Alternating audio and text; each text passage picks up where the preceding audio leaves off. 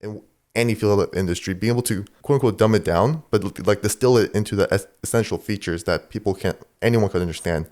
That is a skill that takes a while to cultivate. But once you get to that point, it really does help communication as well. Not just purely technical writing, but just being able to talk with your coworkers, especially when you are working in something that most people on your team may not be familiar with. Being able to, just talk in a way that most people on your team will be able to understand. You're not creating a culture that makes people feel ashamed to admit that they don't know something. And you're just creating a really awkward dynamic in the room, so to speak.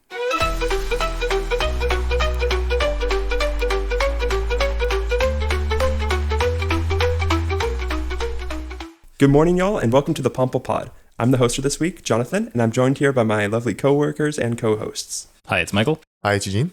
Okay, and let's just dive right into our first segment. So today I wanted to explore technical writing, specifically how we can improve at writing in a technical capacity. I think it's a really important skill for engineers or other professionals in technical work, but I think it's underexplored. So I kind of wanted to talk about it today. That's a great question. Yeah, there's a lot of terrible papers out there, but some really good ones as well. And so I think you can definitely find a few characteristics for what makes good papers, whether technical or even outside of technical writing as well. One thing those great papers tend to do well is they start by considering the audience, meaning are you writing to engineers and scientists, non-technical people or personnel? Are you writing to stakeholders? Those audiences tend to have different priorities, different things they value. Just the way they understand the text, I think, is generally different. And so starting there just allows you to really address the right people, or at least cater to that. I think they tend to have good storytelling as well, which is a term that's kind of overused sometimes. So like specifically, when we say storytelling, it really means starting to have a structure as well. You tend to present stakes as well. You got to make us care about what you're writing about. Why is it that we should listen to, or I guess read what you're writing as well? The amounts of details that are added tend to be just right, meaning you add details to enlighten the conversation, but you're not necessarily trying to overwhelm the audience as well. Sometimes papers that are not as good tend to information dump and just, you put everything out there, and that tends to make your message a little murkier as well, right? It kind of takes away from everything else. You kind of need to give a bit of the conflict and resolution as part of the storytelling, which for kind of like what you were asking for scientific writing, right? That means what are the challenges you overcame? What's the experimentation you did? Tell us a little bit about what didn't work or what were the difficulties as well, as opposed to some papers that might make everything sound, a little too rosy. We did this, it worked off the bat, there were no issues, and go forth. Having a bit of that conflict and resolution, I think, adds to the value of the message and a bit more realism to it as well, which also tends to make it more relatable as the audience. And then kind of having the aha moment at the end, sort of tying it all together. Why was it important, essentially, right? Like not letting sight of what the importance of the message was in the paper you were writing. So I think those would be sort of the main kind of like I think I'll pause there for Yeah, I think that's a really great start. I especially like that you mentioned talking about the avenues that people, like when you're writing, maybe the avenues you took that didn't lead to the final results in the context of a scientific paper, because I think it's a lot about the process that leads you to your results as much as it is about the results sometimes, especially when it comes to reproducibility and when other people are trying to validate your work or compare it to what they're already doing in like a scientific context. Two things that, Michael, you were saying just earlier that I resonate so well with is, number one, not making assumptions about what the audience does or does not know. And then two, having that, like you call it stakes. For me, I call it motivation, where motivation, you explain why people should care about reading your paper. I think that should get covered pretty well in the abstract of a research publication, but also I didn't realize how much I appreciated until I came across a paper that did have it. When I was studying algorithms for computer vision, there was a paper that had like a section called motivation. And for them, that motivation section was them talking about what were the problems that they were experiencing. It's good knowledge to have, but like you're saying, Michael, why should I care as a reader? And part of the answer is being answered already because I'm the one going out of my way to look for the paper in the first place. But there is that subtext where it's like being able to convince the reader still that what you have prepared in the paper does have value and could still help the person as well. And a quality of that I've come across with a lot of papers, I don't know if it's a good or bad thing, maybe we can talk about that for a bit, is walking away with more questions than you first came in with. And I think in a way, if you have a paper that does first shed light into a nebulous subject that you don't really know information on, having it be able to shed light and also bring clarity into that picture, so to speak, can also make it a good technical paper where, tying back to Michael, what you were saying about not having a paper not be an info dump where you're just overwhelming the audience with too much stuff that they just don't know how to digest the information, but give just enough so that the audience can walk away with the info they need, but also open up questions for them to continue their search. I think a good paper should not see themselves as the end all be all, but hopefully in a way they open up room for discussion for other people, which is normally what a lot of papers do at the end, where it's like areas of improvement or things that didn't work out in their experiments in the paper, and they talk about how maybe other people can continue the research that was shared in the paper, so to speak. Yeah, I do feel like a sign of a good paper is when you walk away with questions, not kind of like you said, not questions because of the lack of clarity, but what if questions, where you're left with that feeling of, oh, what if we tweaked the experiment this way, or what if we did that instead, or I wonder what would happen if we changed the context of the application, right? Like those are kind of exciting papers, or at least that's a good sign that you were really deep into the reading and took something away from it enough that you have sufficient of an understanding to want to go do something about it. I think that's a pretty powerful. Absolutely. Coming away from a research paper with that sort of mentality means that the paper did a good job both kind of priming you to understand the subject, but also engaging you with the content of the material, and kind of gets your gears spinning about how could this be used and how could I apply this in different applications. So I think that's really a good sign of a high quality research paper. I think getting feedback too would probably be another one. Sometimes if you're in the writing process, I'm just thinking out loud that's like we're discussing kind of like the end result once you have the paper, what made it a good paper in the end and stuff. Now I'm just kind of thinking about like advice for what can help you make a better paper as you're writing the paper, essentially. I think getting feedback, whether from peers or someone of that representative audience, if you have someone you can reach out to say, hey, here's a draft. What's your take on that, or what's your takeaway? And make sure that what they tell you they took away is what you intended for them to take away. Because if not, it's very easy to get in one's own head and assume that people know what you're talking about, and it might not be the case necessarily. So I think kind of having that feedback loop helps. And then in terms of getting started, it's so you draft for your ideas and you edit for clarity. It's kind of like Hemingway's write drunk, edit sober, I guess. There's maybe a parallel to that. But, start off with what you want to convey as sort of a skeleton. At least that's what typically helps me to kind of have what's the main message I want to get out there. And then you kind of work backwards to make sure how you fit it in. But at least you kind of ensure your message is out there first, rather than writing for the sake of writing and then having things getting lost in translation. It kind of helps the work back in that sense of main message first and then kind of edit around it rather than the other way around. I find that to be pretty helpful. Yeah, absolutely. I think, as you said, starting with not only the purpose is really crucial, but also knowing your audience, knowing like why you're writing it in the first place, like what your goals are. Like everything in the paper, in my opinion, should be in service of those ultimate goals, whether it's a memo to a coworker or a research paper or a proposal. Like you have to keep that ultimate goal in mind with everything you're writing. Absolutely. Okay, well, now that we've spoken about some of the qualities that make for good technical writing, what pitfalls do you think people commonly fall into when they're trying to write research papers or other pieces of technical writing? I think the first one that comes to mind, to your point about everything being service of the paper you write. Over-explaining is probably one of those fallacies or pitfalls. Adding information that doesn't necessarily serve the intent, right? It's either because you want to demonstrate, expert knowledge, or for whatever reason it may be. Maybe you're just, you really think all of that information genuinely is important to understanding. But the problem is you tend to drown the message. And so over-explaining tends to be one of those things that gets in the way of clear communication. Sometimes less is more, and that's, I think, a message, as you all know, that we try and kind of hammer here at Pample Industries. But that's one pitfall I see where just from having colleagues in the past review papers and, they walk away being like, well, I'm not even sure what the intent was in the end. And it's unfortunate because sometimes people have a genuinely good message in that paper or memo or what it is, but it just gets overlooked because, it's human nature. At some point you read on, and before you hit whatever that aha moment is, you've kind of disconnected, and now maybe you start reading diagonally and you're skipping words and, not really reading with intent anymore. The other big one, I think, is sort of the expert fallacy of assuming everyone knows what you're talking about, or that in your niche, what you see as a normal level of understanding is the default level of understanding for everyone else in the general population, which is usually far from true, right? So if you spend your day doing robotics or machine learning, just assuming that everyone knows these default algorithms, obviously they should. Well, no, most likely they don't, and they probably need some explanation as to what those are. And that's maybe one of those areas where,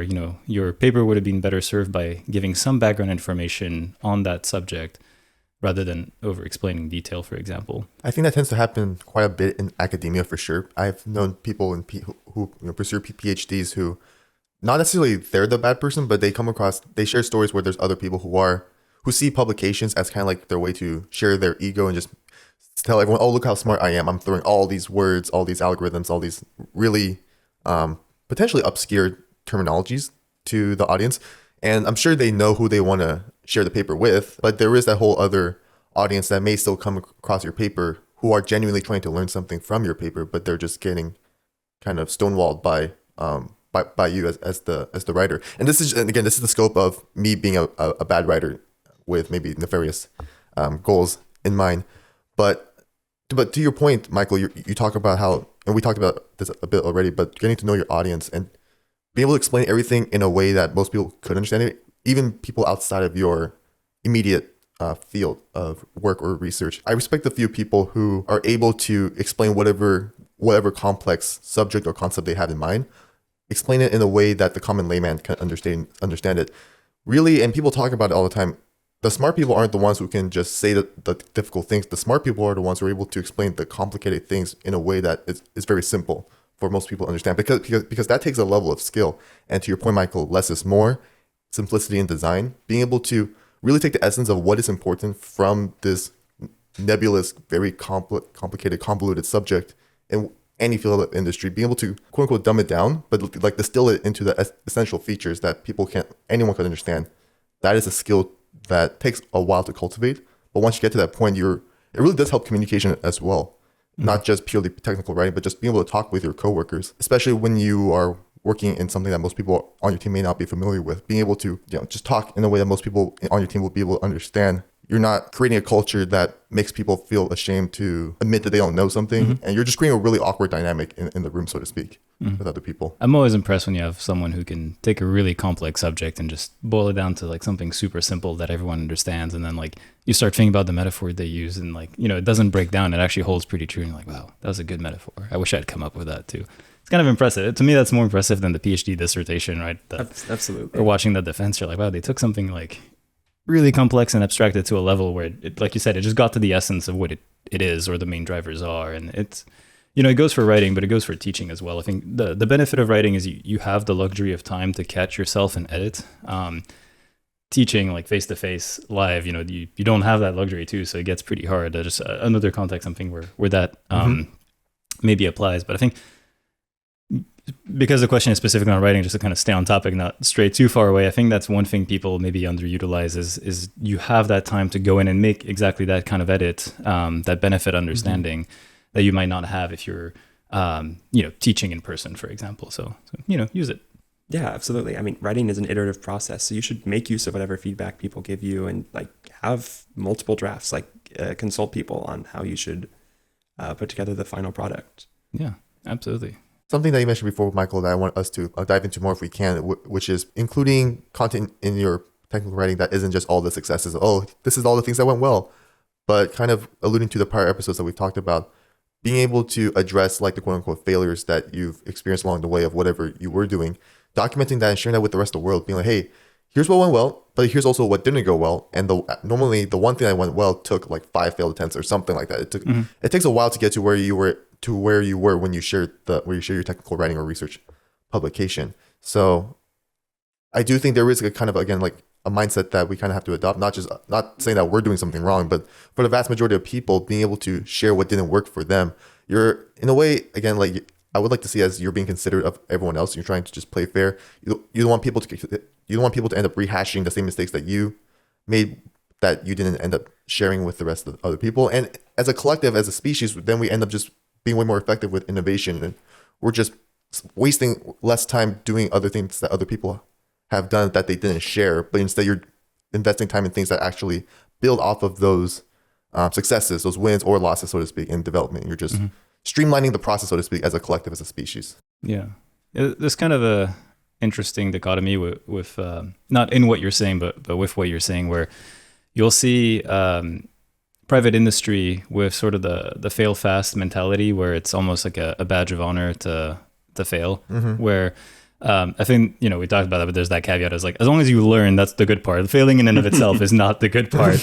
But then you see, let's call it academia to generalize that a little bit, where there's maybe almost more of a sense of shame these days. It wasn't always true, but I think in more recent times, shame in presenting results that haven't worked. And there seems to be this bias towards presenting papers where you have a success. And maybe it's because you're, the way publications work and you're trying to hit a certain number, as opposed to necessarily looking at sort of the comprehensiveness of your paper. But it's kind of interesting to see that polarity. And it makes sense, in the business, on the business side of things with startups, that you may not want to share because you have proprietary material. And so that makes sense. But in academia, you should be able to have the luxury of saying, hey, this didn't work, right?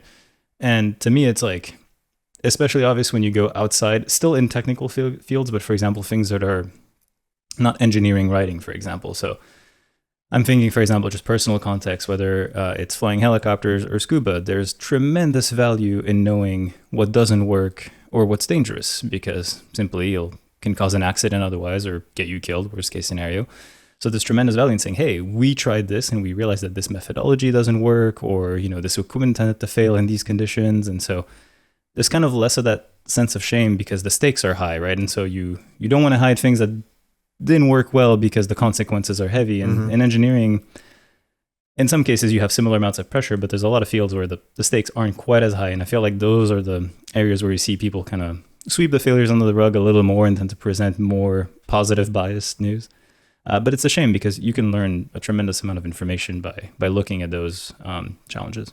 Yeah, I think that some of these research labs that are publishing material are in a bit of a hard place too, because it's hard to publish failed results. I think that if you really deeply explored something, like you used a bunch of grant money and what you found out was that this thing does not work, or at least it doesn't work the way that you did it, and other people may attribute that failure to your team specifically if you're publishing failed results, and it makes it more difficult to get funding in the future. I feel like even if it's really valuable to present things that may not have worked or required further exploration, I think it still puts a lot of labs in a difficult position if that's what they're producing. Fully agree with you there, and that's a great point to highlight. And the way you build the incentive scheme is going to dictate sort of how people act within sort of that scheme. And yeah, aligning the funding with the positivity of results is definitely going to skew things in that balance. But to your point, there may be value in knowing, hey, if this is not the right direction, it may be, the right answer is to fund some other alternative path. And hopefully that doesn't mean whoever group published those results are out of the job, but that they can transition to that new scheme. But I think you're right. The way the funding is tied does tend to lead to that bias. Yeah, and sometimes it also incentivizes research groups to maybe interrogate the data they have in ways that lead to false conclusions, or at least to kind of bend the truth in order to come away with a positive result. Yeah, exactly. Initially, research should be for the sake of research, meaning you're not tied to an outcome specifically, but you're invested in the process of research and the scientific method more so than the results. But yeah, I think it's one of those things more recently that we've seen evolve. That's been pretty interesting. And to me, it does take away from the value, to be honest. I think going back, for more sort of the old school approach, maybe pre-1990s, where it was, less of a hard coupling, let's put it this way. You had some interesting insights. And we'll now begin our second segment, Thanks Mom, where we ask ChatGPT for 2 words that we will ideate around to come up with a business or engineering idea. Oh dear. And without further ado, Eugene, would you like to see what we have this week? No, I don't. Let's just put this segment. No. All right. I'll make up the 2 words instead. I am terrified. Mom, please give us something good. I've been a good son to you. Okay. I feel like we have not been rewarded by this one. Quartz balloon. Quartz balloon. Wait, quartz like the material quartz or like a... Like the rock, Okay. the mineral. Quartz. And then balloon like a balloon. I was thinking like court of justice for a second. I was like, hang on, where's this? Okay, quartz balloon. Quartz balloon.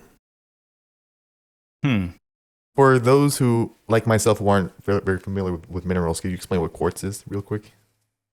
Anyone would know? Well, I was going to say the interesting thing with crystals or crystalline structures, there's a lot of different applications you can use for it, anywhere from the effect it can have on light to the effect it can have on synchronicity is not the word I'm necessarily looking for, but essentially time, vibrations, the timing associated with those vibrations. So think of quartz being used in watches, for example, for keeping time. That's one application derived from that crystalline structure. Now, you can have other structures where you purposefully inject faults.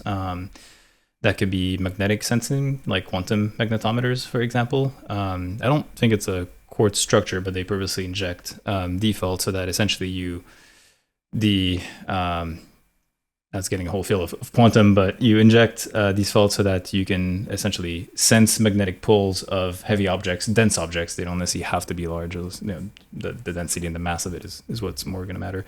But it'll affect essentially the light going through that crystalline structure. And that's where you get your detection event, like a red shift, green shift kind of thing.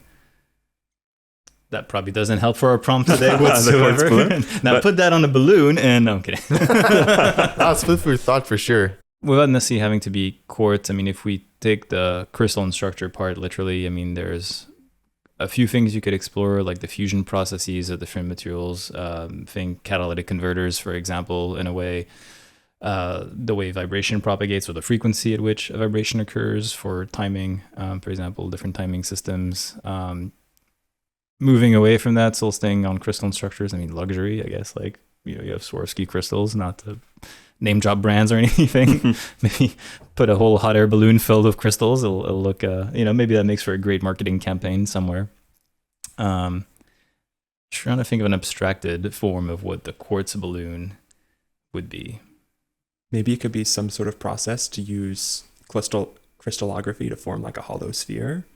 I'm not sure where that would be useful though, but could fall under the realm of maybe self-assembling structures or different manufacturing techniques to like grow a crystal in a specific shape. I do wonder if you'd have an application where, to your point, you could have like a sort of a hollow, like say a hollow sphere. The outside shell would be some structure, maybe quartz, maybe something else, and then you'd have an object of interest in the middle. I wonder if like having a cavity like that could help with some application, whether manufacturing or maybe some magical resonance you can have inside that cavity for some quantum resonator or something. That'd be interesting. I think ideas could definitely come from abstracting quartz and balloon, because my head is constantly thinking, what can I do with a rock? And what can I do with a balloon? Many things with a rock. I'm trying to think right now. I do think abstracting this is the way to go. Rocks and balloons just makes me think of World War I aircraft. So it's literally you fly over and just hand drop your bombs. It's like the Zeppelins. Not even Zeppelins too. I mean, just like the what were those planes called? Like the biplanes that they used to have World War I. They would just fly them over the trench, and you didn't have a targeting system, not an active one at least. So it was literally you just hand pick that bomb and just put out the side and kind of gauge the slant range distance and probably an old school timer, I imagine, and just get your visual reference, your sight picture, and just Could there be value to having a big balloon laced with crystals? Laced with I'm crystals. thinking like a weather balloon with like its crystals on the outside or something. That's where my mind was going with the whole like a great potential ad campaign for Swarovski or something. I'm just thinking Turkey where they have the hot air balloon events. You got just like I don't know how many hundreds of them flying around. Just have a really decked out shiny one. I mean, it could be a way to add rigidity to a balloon, to maybe grow some sort of crystalline structure over the surface to add like structural support to the balloon instead of like having like a rib cage inside. If you want something that's rigid, maybe it has to do with material coatings. Like if you want to coat like the material of a balloon, you could use some sort of diffusion process to maybe like grow crystal just over its surface that's flexible but gives it some useful optical or maybe like RF properties, like maybe an anti-radar coating or something.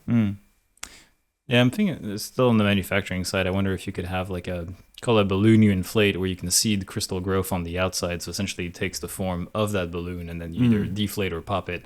You're left with that formed crystal. It kind of goes back to the cavity we were talking about. I wonder if you could even shape the balloon to reach a specific crystal formation, but essentially you see that growth, have it propagate, and then remove the balloon structure by deflating it or popping it in some way.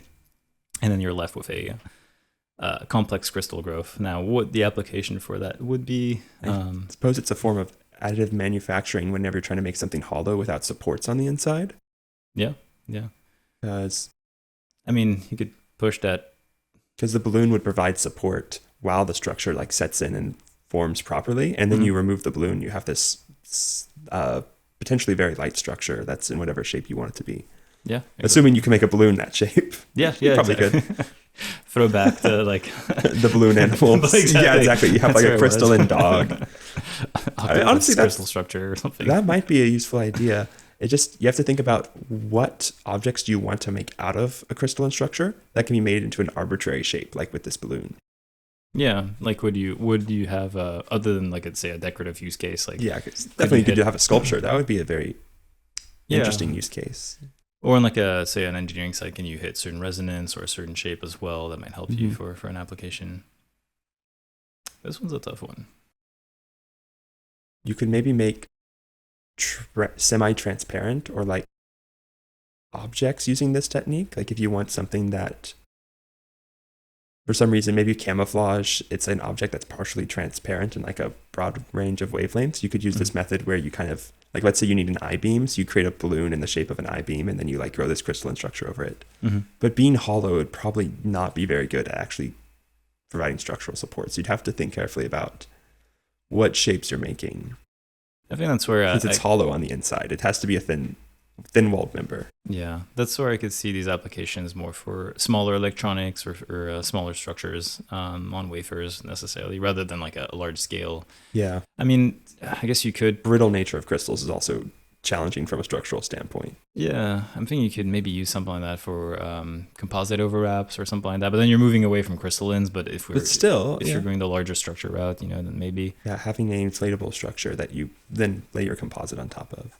Yeah, because you do get good rigidity with not that much pressure. Maybe 20-30 psi. You can get decent amount of rigidity if you're doing some. But then that's maybe moving a little bit away from the crystalline side.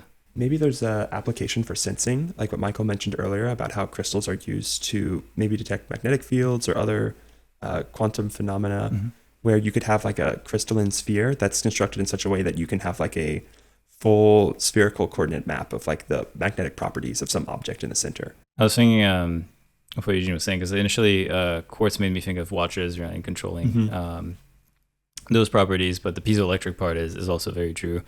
And complete side note, but this is reminding me of a project that was in Holland when I was living there for a nightclub, where they replaced the flooring with piezoelectric material, which I'm pretty sure was based on quartz, so that as people were dancing, it generates power for the entire nightclub. Now, I don't know if you could do something like that with a balloon, self-electrifying bouncy castle or something like that. Like a fun house, like a playhouse for kids, maybe. Yeah. Very niche market. I don't know if the R&D cost would, be a tough one to recoup your R&D costs. Hey, your electric bill. I wonder if we can make it a rule we're allowed one reroll. No, on those TV shows we get to call a friend, we get to ask mom for generate 10 ideas around that. Oh, I see. So it follows up the initial two words with some ideas of its own. Yeah.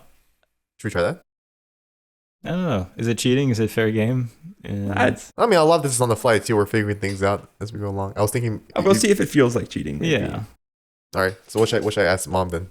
To those listening, this is a complete on the spot thing. Yeah. We could probably cut this out too. I don't know. But what should I type? Propose 5 ideas based on those 2 words. Or business ideas, maybe, just to make it. Yeah. Propose 5 business ideas. These on both of those on words. these 2 words. Mm-hmm. It's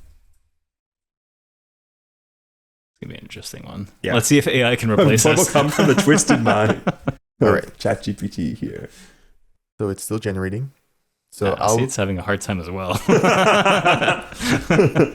It has 5, so I'll just read them out. And maybe I'll bounce it off of you guys. Number 1, luxury wellness decor. A company that There you go. Swarovski balloons. A company that creates stunning quartz-infused balloons designed for luxury events, weddings, and There you wellness retreats. The balloons can have embedded LED lights and quartz patterns, providing an ethereal, healing ambience. Number 2, You got to be in the mind of the AI. yeah. Floating energy therapy, a holistic wellness service offering helium-filled balloons embedded with tiny quartz crystals claimed to emit positive energy. Claimed to. Okay. Clients can take the balloons home or use them in meditation sessions for calm energy. This is diving into like the Like the crystal esoteric, therapy. yeah. Yeah. More research needed. Let's leave it at that. yeah. The scientific literature is not on board. Yeah. Number 3, eco-friendly air purifiers. Balloons that use quartz-infused filters to purify air. They float and gently circulate purified air in the room, combining functional design with a futuristic aesthetic for home and office use. Like an So indoor the floating question is catalytic now, converter? do quartz-infused filters actually filter air effectively? That's a or is great this just... Yeah, that's a great, that could be a good... Because I've never heard of them for that use. Oh, yeah, I've only heard like Before. charcoal filters, really. Yeah, or usually, I mean, you would need like a pressure differential to drive things through that crystal structure as well. Yeah, So you otherwise it would need- just fall to the ground Yeah. and just sit it there. that would essentially be like an air filter. Just you'd just be replacing the filter, or it's floating around perhaps, but you would need to have a pump on it, and Yeah. it's not. And how's it staying airborne if it's also, having air pass all the way through it to filter it? Yeah, 70% of your room might be filled with a balloon. Unfortunately, might be a tough one. The next one is probably not interesting. Interactive educational kits, a science toy for kids and families where they assemble a quartz balloon experiment. Classic. That's my favorite experiment. The kit teaches geology, mineralogy, and basic chemistry by using quartz-like materials to show how crystals grow. Okay. Last one, adventure lifestyle brand, a travel and exploration focused business selling lightweight inflatable camping gear inspired by the elegance of quartz. The flagship product could be a quartz balloon lantern that doubles as a floating light source for night hikes. So there you go. So number 1, luxury wellness decor, floating energy therapy, eco-friendly air purifiers, interactive educational kits, and adventure lifestyle brand. Oh. That's what mom gave us. I will say that our ideas may not have been great, but they were marginally better than what Yeah. ChatGPT was able to produce here. Yeah, some more science-backed merit, I think. So- Yeah, I don't think any of us were eager to jump on the "but what if quartz heals people" train. Although I will say I'm pretty happy with number 1. I feel like Yeah, I feel very validated. Exactly.